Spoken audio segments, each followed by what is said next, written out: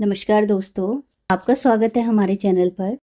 कहानियों की श्रृंखला को आगे बढ़ाते हैं और आज सुनते हैं अज्ञेय जी की स्मृति के गलियारों से एक और कहानी, पुच्छल तारे के साथ साथ। तो चलिए चलते हैं कहानी की ओर। बचपन कितनी तरह की काल गणना में बीता है, मेरा भी बीता। यहाँ आज किसी को समझना तो कठिन हो ही गया है।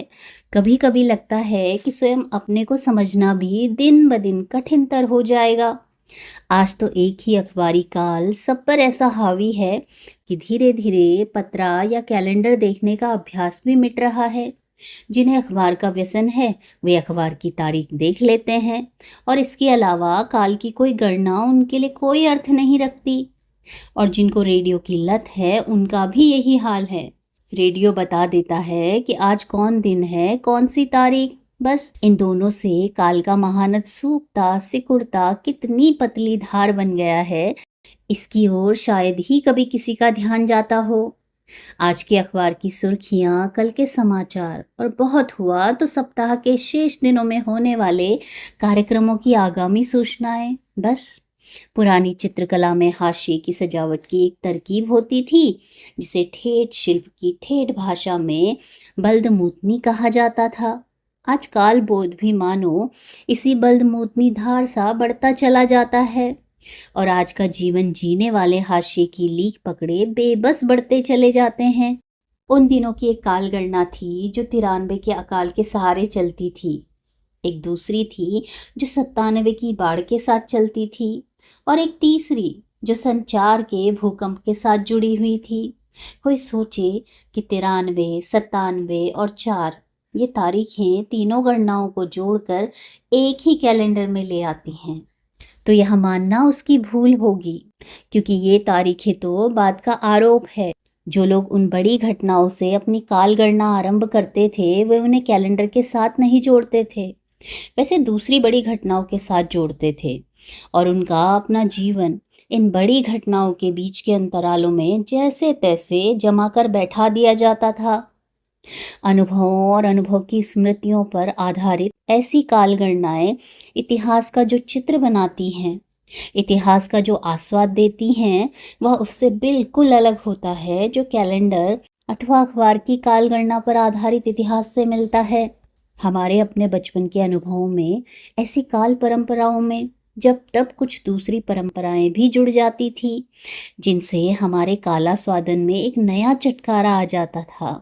जैसे एक बार हमारी एक नानी कुछ समय आकर हमारे बीच रही तो उन्होंने बाढ़ और भूकंप और महामारी के बीच अमुक गांव के बह जाने या अमुक की बारात लौटा दिए जाने या संपत्ति के बंटवारे को लेकर हुई भयानक मारपीट जैसे नए नए मील के पत्थर बिठाकर मानो काल यात्रा की सड़क की नाप ही बदल दी। यह सड़क समाप्त होती तो पहले भी नहीं दिखती थी, अब भी नहीं दिखी, लेकिन वह जहां तहां से होकर जाती थी उस सारे प्रदेश का मानो मानचित्र ही बदल गया। हमें तो यही लगा कि मानचित्र ही नहीं, देश भी बदल गया है।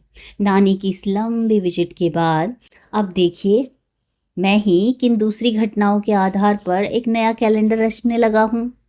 पिताजी के एक इतिहासकार मित्र आए थे तो कुछ मील, नए मील के पत्थरों की पहचान हमें हो गई जिनमें सन 57 का विशेष महत्व था। इन्हीं दिनों हम रमेश्वर दत्त रचित राजपूत संध्या और महाराष्ट्र जीवन प्रभात जैसी पुस्तकें भी पढ़ने लगे थे और उन काल की एक नई संरचना भी हमारे मन में बनने लगी थी। इतिहास के हमारे मानसिक रंगमंच पर नए नए चरित्र भी आने लगे थे। इन नए चरित्रों में भी एक नए और अलग ढंग का चरित्र था, हैली का पुच्छल तारा। पुच्छल तारों के बारे में जानकारी प्राप्त करने के प्रयत्न में हमारा विश्व भी एकाएक बहुत फैल गया। उल्का मंडल, तारा मंडल और ग्रह मंडल, इनके बीच हमारी पृथ्वी अपेक्षा छोटी ही हो गई। लेकिन अचरज की बात थी कि उसी अनुपात में हम छोटे नहीं हुए। अधूरे विज्ञान ज्ञान का शायद यही फल होता है। सब कुछ अनुपातः छोटा होता जा रहा है लेकिन ज्ञाता का अहम छोटा नहीं होता। कुतूहल के मुंहजोर घोड़े पर सवार होकर वह अपनी जय यात्रा पर आगे बढ़ता है तो अपने को बड़े भारी विजेता के रूप में देखने लगता है। निश्चय ही अनुपात की कभी न कभी तो संशोधन होगा ही। लेकिन उसमें देर लगती है। शायद उसके लिए घोड़े का ठोकर खाना या सवार का एकाध बार गिरना जरूरी होता है। उस दिन भी मटकू अपनी अभ्यस्त शाम की लंबी सैर के लिए गया था। हमेशा वह अकेला नहीं जाता था, लेकिन ऐसा भी नहीं था कि अकेली सैर कोई बहुत साधारण घटना हो। अकेले अकेले अलग अलग रास्तों पर हो लिए, कभी होड़ बंद कर तो कभी केवल इसलिए कि उनका उस समय का कौतूहल उन्हें अलग अलग दिशाओं में खींचता रहता था। मटकू सीधे उस पहाड़ी की ओर बढ़ रहा था जो हिरना पहाड़ी के नाम से प्रसिद्ध थी और इलाके की सबसे ऊंची पहाड़ी थी। उसका नाम क्यों पड़ा, इस सवाल का कोई संतोषजनक जवाब तो नहीं मिला था। मान लिया गया कि उसका संबंध पहाड़ की बनावट से रहा होगा, क्योंकि हिरन उस पहाड़ी पर थे नहीं। पहाड़ी की निचली ढलानों पर जो जंगल था, उसके छोर पर कहीं कहीं एक आध छोटा गांव भी था, जिसकी पगडंडियां जंगली गुलाब के फूलों लदे झाड़ों से कभी कभी बहुत सुंदर दिखती थी। पर पहाड़ों के ऊपरी हिस्से पर पेड़ तो क्या, झाड़ भी नहीं थे। केवल हरी घास थी, जिसके बीच में जहां तहां चपटी काली चट्टानें दिख जाती थी। कल्पना पर बहुत ज्यादा जोर डाले बिना भी ऐसा माना जा सकता था कि चित्तियों वाला या सूखी घास चितकबरे हिरन की पीठ जैसी दिखती है। मटकू पहाड़ी से उतर रहा था तो किसी सोच में खोया हुआ था, झुटपुट हो गया था। यद्यपि रास्ता उसका अभ्यस्त था, फिर भी कभी कभी नीचे देखने की जरूरत पड़ रही थी कि ठोकर ना लगे। लेकिन एकाएक किसी चीज ने, बल्कि पहले तो किसी चीज ने नहीं, गति के किसी बोध ने उसका ध्यान खींचा। उसने आंख उठाकर देखा, कई एक तारे उगाए थे जिनके बीच में वह कुछ ग्रहों को भी पहचानता था। लेकिन उनके बीच यहाँ मंगल से मिलते जुलते रंग का तारा है या ग्रह है जो हिलता हुआ नजर आ रहा है? नहीं, ग्रह तारा कुछ नहीं, यह तो निश्चित गति से और स्पष्ट पहचानी जाने वाली गति से एक दिशा में बढ़ रहा है। मटकू के मस्तिष्क के भीतर बिजली सी कौन गई। पुच्छल तारा। इधर कई दिनों से पुच्छल तारे की चर्चा पत्र पत्रिकाओं में होती रही और उसी वर्ष कहीं एक पुच्छल तारे के दिखने की संभावना भी की गई थी। लेकिन उसके आने में तो अभी 3 महीने की देर थी। हैली का पुच्छल तारा कुछ वर्ष पहले जा चुका था। तब यह क्या है? कौन सा पुच्छल तारा है ये?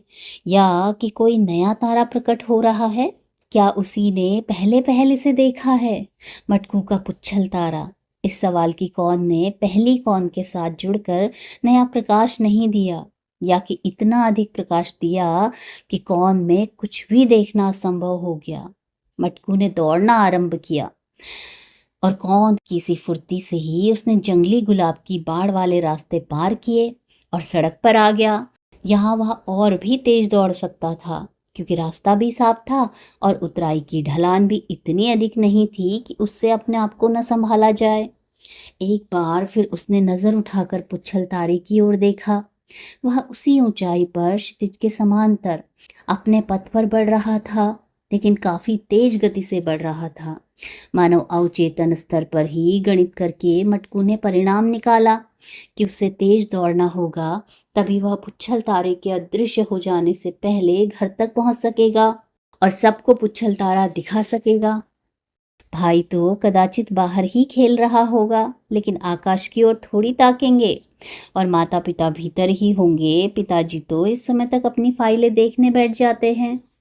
उसने अपनी गति और बढ़ा दी।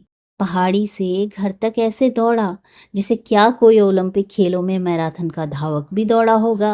हाँ, मैराथन का नाम जिस ऐतिहासिक दौड़ से लिया गया, थमापाइली के युद्ध के संदेशवाहक की असल दौड़ भले ही वैसी रही हो। मटकू की सांस बहुत तेज चल रही थी और दिल की धड़कन इतनी तेज हो गई थी मानो दिल अभी फट जाएगा। बीच में उसने एक बार फिर आकाश की ओर ताक कर मंगल तारे की सी लेकिन तेजी से सरकती हुई उस रोशनी की ओर देखा। अब उसकी गति सीधी सतह पर से कुछ नीचे की ओर मुड़ गई थी। शायद मंडलाकार यात्रा पर ऐसा ही दिखता होगा। लेकिन यह बढ़ता हुआ पुच्छल तारा पहले क्षितिज के छोर के धुईलेपन को छूता हुआ ओट हो जाएगा, या कि मटकू पहले घर के अहाते के फाटक तक पहुंचेगा? नहीं, वह पुच्छल तारे को दौड़ में जीतने नहीं देगा। घर के फाटक से खंबे उसे दिख गए। उसने वहीं से चिल्लाकर भाई को आवाज दी। दौड़ते खंबे के पास पहुंचते पहुंचते उसने और भी तीखे स्वर में पुकारा और उसे लगा कि जवाब में घर के भीतर से आवाज आई, आए, क्या है? ऊपर देखो, ऊपर पुच्छल तारा। कहते कहते मटकू फाटक के पास ही जैसे ढेर हो गया। पुच्छल तारा क्षितिज पर छाए हुए धुएं को छूने ही वाला है। क्या वह पहले धुएं की ओट हो जाएगा, या भाई उसे पहले देख लेंगे, या कि इन दोनों से ही पहले उसका दिल फट जाएगा? सांस कैसी धौंकनी सी चल रही है। तो मित्रों, बहुत बहुत धन्यवाद इस कथा को सुनने के लिए। यदि आपको कहानियाँ पसंद आ रही हैं और मेरे द्वारा किया गया वाचन भी अच्छा लग रहा है, तो कृपया आप चैनल को सब्सक्राइब कीजिएगा और वीडियोस को लाइक और शेयर भी कीजिएगा। मिलते हैं अगली कहानी में। धन्यवाद।